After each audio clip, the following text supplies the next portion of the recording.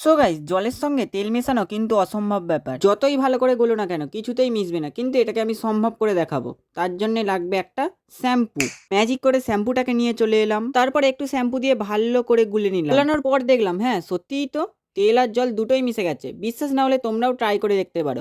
এরকম আরো ভিডিও দেখার জন্য চ্যানেলটা সাবস্ক্রাইব করে রাখো। বাই, দেখা হচ্ছে অন্য কোনো ভিডিও নিয়ে। তো গাইস, আগের ভিডিওতে তোমরা দেখেছিলে একটা চিপস কটা ইটের ভার নিতে পারে। চিপস নিয়েছিল মাত্র 5টা ইটের ভার। আজকে আমি দেখবো একটা কুরকুরে কটা ইটের ভার নিতে পারে। ভিডিওটা শুরু করা যাক। সবার প্রথমে একটাই দিলাম, একটাই দিতেই তো টলবল করছিলাম। আমি বললাম একটাই হয়তো পারবে না, তারপর ইজি দাঁড়িয়ে গেল, তারপর 2 নম্বরটাও ইজি দাঁড়িয়ে গেল, তারপর 3 নম্বরটাও ভালোভাবেই দাঁড়িয়ে গেল, আর 4 নম্বরটাও ভালোভাবেই দাঁড়িয়ে গেল। তারপর দিলাম 5 নম্বর। 5 নম্বরটা একটু টলবল করছিল ঠিকই, কিন্তু 5 নম্বরটা ভালো করে দাঁড়িয়ে গেল। এবার দিলাম 6 নম্বরটা, 6 নম্বরটাও ভালোভাবে দাঁড়িয়ে গেল। ভাবলাম সব ইটগুলো পড়ে যাবে, কিন্তু না, সেটা হলো নি। তারপর 7 নম্বরটাও দিলাম, 7 নম্বরটাও ভালোভাবে দাঁড়িয়ে গেল। কুরকুরের অনেক শক্তি আছে বলতে হবে। ও ভাই, এখনো পর্যন্ত 7টা ইটের ভার নিয়ে নিয়েছে। এবার দেবো 8 নম্বরটা, 8 নম্বরটাও ইজি নিয়ে নিল। ব্যাস, তারপর একটু হাওয়া দিতেই পড়ে গেল। টিপসের থেকে তার মানে বেশি ইটের ভার নিতে পারলো। তোমাদের কোনটা খেতে ভালো লাগে কমেন্ট করে বলো। বাই, দেখা হচ্ছে অন্য কোনো ভিডিও নিয়ে।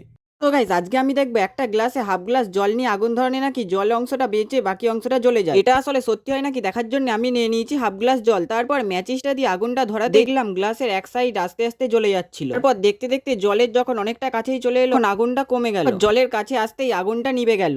এটা সত্যিই হয়। এরকম আরো ভিডিও দেখার জন্য চ্যানেলটা সাবস্ক্রাইব করে দাও। বাই, দেখা হচ্ছে অন্য কোনো ভিডিও নিয়ে।